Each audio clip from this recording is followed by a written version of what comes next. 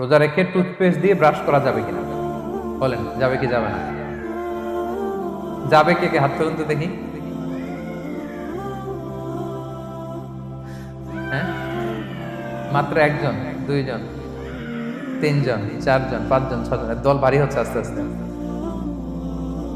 হ্যাঁ, টুথপেস্ট দিয়ে ব্রাশ করা যাবে কি যাবে না? যাবে মাত্র পাঁচজন, আর যাবে না কয়জন দেখি? যাবে না, অনেকে যাবে না, অনেকে হাত তোলে না, ভাবছে কোন জায়গায় হাত তুলে কোন বিপদে পড়ি। চুপচাপ দেখি যে কোনটা দিতে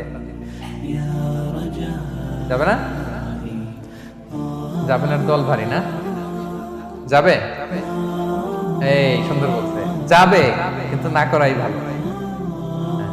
যাবে, টুথপেস্ট দিয়ে ব্রাশ করলে রোজা ভাঙে না, তবে যদি খুব স্ট্রং টুথপেস্ট হয় এগুলো ব্যবহার না করা ভালো।